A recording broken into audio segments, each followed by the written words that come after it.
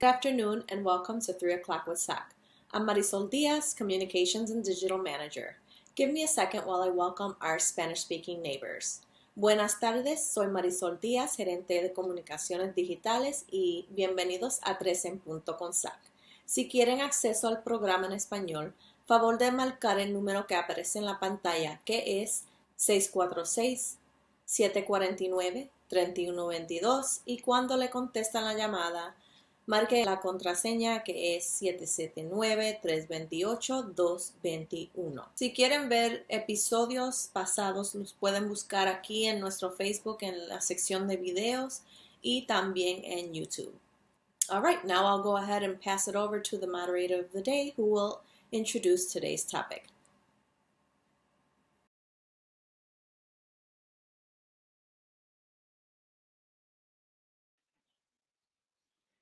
Hello, everyone. Welcome to 3 o'clock with SOC. My name is Marlaina Jackson, and I am the Public Health Coordinator here at the Southside Organizing Center. I want to let everybody know that our translation interpretation information is in the comments section. If you could not hear that very clearly, I don't know, it cut off for me. I'm not sure if it cut off for other individuals. But the translation and interpretation line information is in the comments section. You can call 646-749-3122 and then put in the code 779-328-221. And it'll take you right to our live Spanish interpreter, Miranda. And then our YouTube and our Facebook videos are both in English and Spanish, and they are always uploaded on our Facebook and YouTube pages for you guys to have access to this information on a daily basis. Okay. I want to go ahead and introduce our guest for today, Marlaina Jackson, who is the Public Health Coordinator here at Milwaukee, who is the Commissioner of she's a Deputy Commissioner of Community Health in Milwaukee. I think I froze. You're kind of going in and out, but I can hear you. Hi, Marlene. Hi. Okay, thank you. I was just distracted because I was like, am I frozen? Am I not frozen? What's going on? But we can move on. Yep, I can hear you. Let us know any COVID-19 updates that you have for Milwaukee and Wisconsin regarding COVID cases. Yeah. So what we're seeing just in the last few weeks with our COVID cases is a slow increase in positivity. So for the health department, that is concerning. As public health professionals, we know that we've seen really good trends downward in the last month or last 2 months. So we were excited to see that. Now what we are noticing are very small, but they are increases that we've seen. So right now in the city of Milwaukee, our case positivity rate is 2.5%. And that's up from 1% about a week ago. In addition to that, our what we call rate, so how many people are testing positive per 100,000 is at about 17. And we know that what that means is it puts our city into what's called a moderate risk category. So there's low risk, there's moderate risk, there's substantial risk, and high risk. So 4 categories. And we were really comfortable in the low risk for a while. And now we have moved back into what's called a moderate risk for COVID-19 cases. That is, again, it's something that we are concerned with at the city. And it also is what we are seeing across the state as well. So there are increases in positive cases for COVID across the state as well. Across the state, they've also seen increase in hospitalizations for positive COVID cases. Our city numbers have not quite shown that quite yet, so we don't have we don't see significant trends yet in increase in hospitalizations. But again, we do see the trend in COVID cases. So we know, as everyone has come outside and taken off their masks, that these things do affect our COVID number. And really, as people are starting to gather, everyone's all excited about the bucks, right? And we are too. I am too. But knowing that those spaces are there and there's lots of gatherings going on, we're seeing just an uptick in cases. Awesome. Thank you for that information. So with the frequent gatherings, such as the outdoor gatherings by like the Deer District, is that a concern as well? Any place where we have mass gatherings, where people from different households are getting together, is a recipe for a potential spread. It's not always guaranteed, but whenever we're talking about any respiratory illness, if you have individuals that don't live together, that are mass gathering, it absolutely is a space of concern. Okay, and then how does that affect those that are already vaccinated? Great question. And then, so if you have a mix of those that are vaccinated and then those that are not vaccinated, how does that affect the pool? Yeah, it is a real individual effect, right? So if you are vaccinated and you are in that large crowd, you can feel better about being there. As far as you getting sick, or if you do get sick, that you will be less likely to go to the hospital. Or less likely to have a severe infection. So that is one piece that, yes, if you are vaccinated, you can feel much more comfortable going into outdoor spaces that are mass gathering. You can also feel more comfortable going indoors without masks. If you're not vaccinated, then you are susceptible, just as you have been throughout the rest of the pandemic. And so we know that COVID is not going away. The actual virus is not going away. It does mutate. It has mutated. So really the key to fighting it and the key to getting back to those really comfortable spaces is vaccination. And speaking of vaccination, what are the current numbers for us? Yeah. So in the city of Milwaukee, we're at 49% vaccinated for the adult population, which is we're considering that 16 and above. That 12 to 16, we are still pretty low. We're close to just under 30% of that, of the 12 through 16 population. So we have quite a ways to go for the school age children. But for adults, we're at 49%. And the city has moved to a in-home vaccination space. So for anyone, whether you actually need it or not, we are going door-to-door canvassing for spaces to vaccinate individuals. So for people who might have a grandma or an aunt or someone, a neighbor that is not able to get out to go to one of the clinics to get vaccinated, they can call 286-6800 and schedule an appointment, and someone will come directly to your home and they will go ahead and get you vaccinated. In addition to that, we do still have our 2 walk-in clinics that are available for vaccines. And I'm going to direct you to the Milwaukee Health Department website for information on those. I'll give it to you now, but they're kind of funny hours, so it's not something that you would probably naturally remember. So the 2 health departments the 2 clinics that are owned by the health department. There's a Northwest Health Clinic, which is at 6431 North 76th Street. They are open Monday, Wednesday, and Friday from 10 until 4, and then Tuesday and Thursday from 12 until 6 p.m. The Southside Health Center is also open in that 1639 South 23rd Street for those exact same hours. So Monday, Wednesday, and Friday from 10 to 4, and Tuesday and Thursday from 12 until 6 p.m. So that information is on the Milwaukee Health Department website. But those are walk-in clinics. They're completely free. You don't have to, pretty much you can come in and get your vaccine, get your children vaccinated, and hopefully, continue to fight this disease.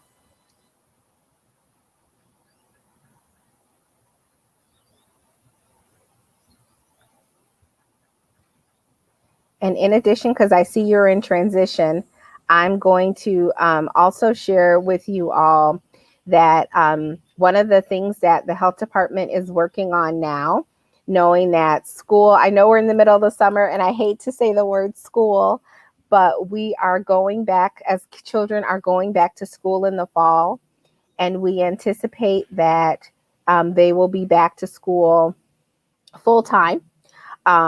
They will need vaccinations, or vaccinations will be available to them. They are not, I don't believe right now, required, so they're not mandatory. The COVID vaccine is not mandatory for those groups because it's still not eligible for children 11 and under to get the vaccine. But the health department is hosting 2 health fairs, one on July 30th at Barack Obama High School, and then one a week later, August 6th, at Longfellow Middle School or Journey House. And both of those health fairs are from 10 until 3 p.m. And the goal of those health fairs is to provide not only COVID vaccines, but also all the vaccines that children need to go back to school. So they're regular standard measles, mumps, rubella, as well as any other normal required vaccines that you need, that your children will need to go back to school. Again, that's completely free to the public. There will be other information there, other resources there around dental care and health care, and other services that the Milwaukee Health Department offers, as well as lead testing. So again, those dates are July 30th and August 6th.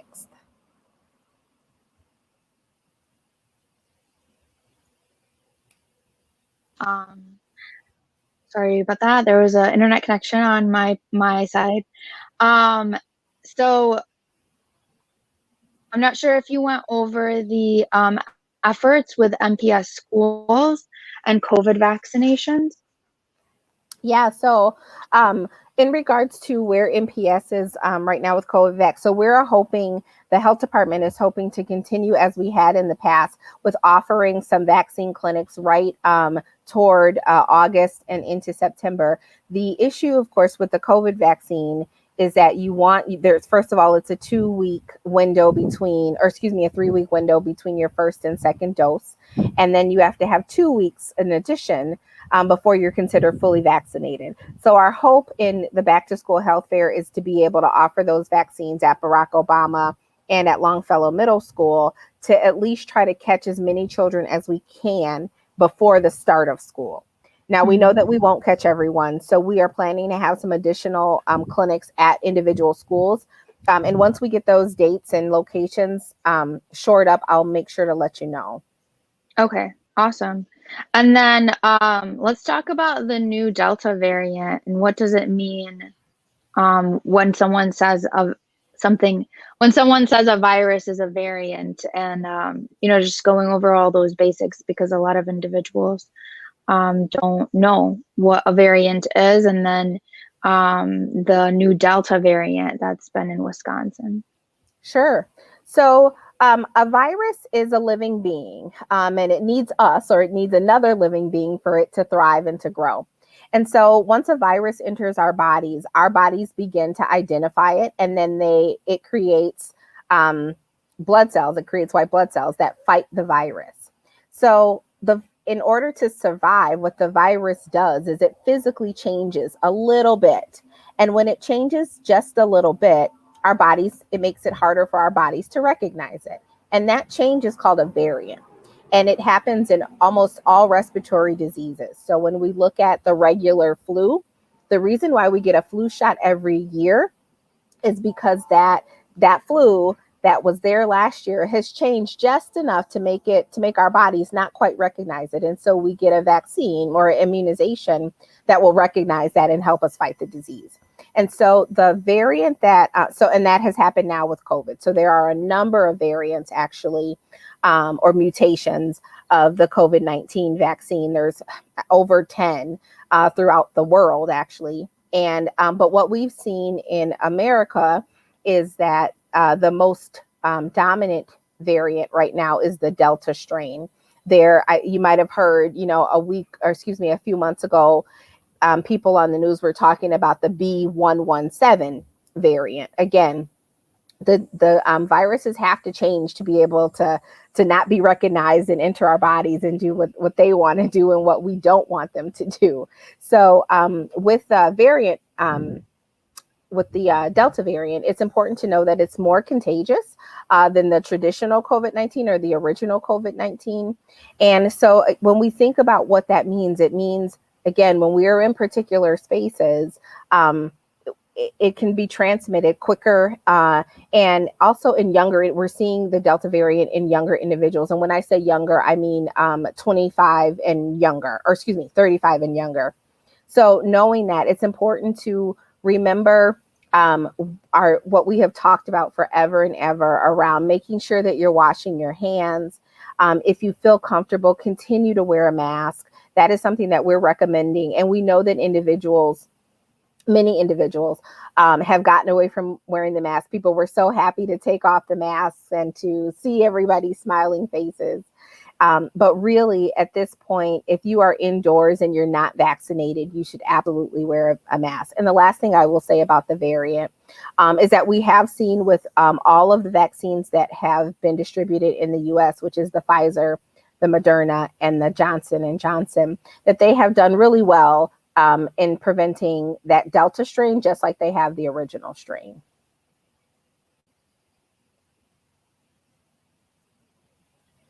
Awesome. Well, is there any other information that you'd like to share with us today? I think it's just important that we remember that COVID is not quite gone, and we don't want to have a repeat of any of the space that we had been in last year. So again, remember to wash your hands. We do still recommend masks indoors if you're not vaccinated. And when you can, watch your distance as well. Those things I think will always have to be with us, unfortunately. Yeah, definitely. I completely agree. So be careful out there. Thank you, Marlaina, for coming on. Of course, always great to have you on, sharing information. And we will see you on next time. Thank you. Bye. All right. Always great having Marlaina Jackson on. We have put the link to the Milwaukee Public Health Department site where you can find all of the sites for vaccinations and for testing on there. You can go get tested still at CVS, Walgreens, and other locations. You can even go to your general physician to get your COVID test if you will need a COVID test. And they're pretty quick, and CVS and Walgreens, you have to just go on their website and set up an appointment. And then the appointment is ranging within like 30 minutes to an hour. And you just park in the front, and a pharmacist will come out and they will give you the swab, and you'll kind of swab yourself and then give it back to them, and they'll put it in the little tube, and then you should get your results within an hour if you want a rapid result. If you do need a PCR test result and you are traveling to another country, such as Puerto Rico, which they need at least 72 hours from taking the test before you hit Puerto Rican soil. So for that, I recommend going to Hyatt Pharmacy. And they will do a PCR test for you, and you can get the results within an hour. There is a fee for that though, as there will be a fee for other PCR tests of that sort that need to have a quicker result. So for flying for countries, you can do the antigen blood test, or you can do the PCR test. But they will not be accepting the quick, short test from the rapid test from like CVS or Walgreens that you would typically get if you want like a quick, fast result. So that's just some of that information. I would suggest going on the country's embassy website that you're looking to go on to and checking out their COVID-19 requirements. I know I'm going to Spain in September, so I looked up their requirements and what I need to have done, and everything regarding that. Every country is different. Every country might require a test. Every country might require you just showing your COVID-19 vaccination card. But every country is completely different. So I would definitely look up the embassy and all of that. And if you need more information and you're concerned about the country and what the requirements are, and you looked at the site for the embassy and you're confused, you can definitely call Hayat Pharmacy, and the pharmacist there will help you figure out what it is that you need to have completed. And I will be putting that phone number in the comments section as well. But other than that, I want to quickly play a video that explains how a COVID variant works and how like a virus can mutate, so everybody can better understand. So here we go. So what causes a virus to change? Inside a virus, there are molecules called nucleotides, which form different combinations. Imagine a bike lock, but each wheel has 4 options: A, C, G, and U. Now imagine the lock has 30,000 wheels. That's the entire genome sequence of the virus. Genome sequence means DNA sequence. Each time the virus spreads, it copies this sequence. And but every now and then, as it copies, wheels in the sequence can slip up. Those slip ups, and most of the time, these tiny variations don't alter how the virus works. But sometimes the variations make combos and combinations that don't work. This makes the virus a little bit weaker, and these strains come about. And sometimes the variations can make the virus a tiny bit stronger, which means it's better at transmitting or more resistant to the immune system. These strains can thrive. And so that's what, the Delta variant is. The good news is that current COVID-19 vaccines are designed so that in most cases, they can help boost your immunity to the point where you don't need to worry about these types of different variations affecting you. The most that you will get is probably a little bit of symptoms. If you do get it, it's very rare if you are vaccinated. But most of the cases that we are seeing in hospitalizations right now are in those people that are not vaccinated. So please go out, get vaccinated, make sure that you're safe for not only you and your family members, but for the community as a whole. And especially if you are traveling, you don't want to be carrying that virus into new countries, especially countries that don't have it. So just be careful. And you also don't want to go to other countries and bring things back. And so that causes like a shift in how we are approaching the pandemic. So just make sure you're safe. And also, like, other countries do require you not only when you enter the country to be vaccinated, but when you're leaving the country to also get not vaccinated, tested. So if you're entering the country, you have to get tested. And if you're leaving the country, some of the countries that I'm seeing are requiring you to get tested before you're leaving the country. And if you're leaving the country and your test is positive, you will have to stay there for 2 weeks to quarantine until you're negative. So, not only are countries looking out for themselves when you're entering, but they're looking out for other countries as you're leaving to enter new countries. So it's really important and critical for you to understand what the requirements are and how to keep yourself and others safe.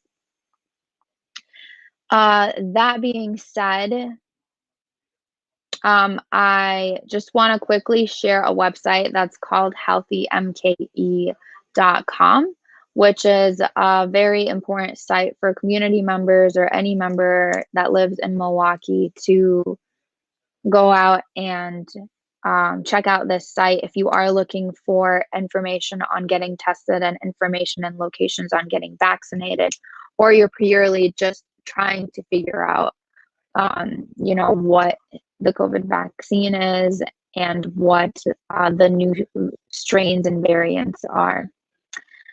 So that being said, I want to just quickly let you all know who's coming on tomorrow. So tomorrow we have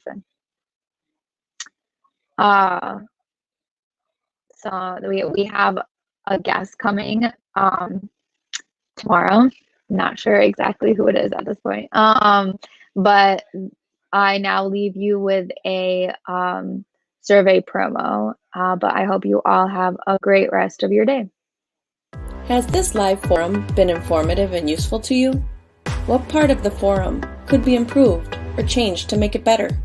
Please take a quick survey that's located in the comments section so that we can keep 3 o'clock with SOC going for residents. Thank you for tuning in.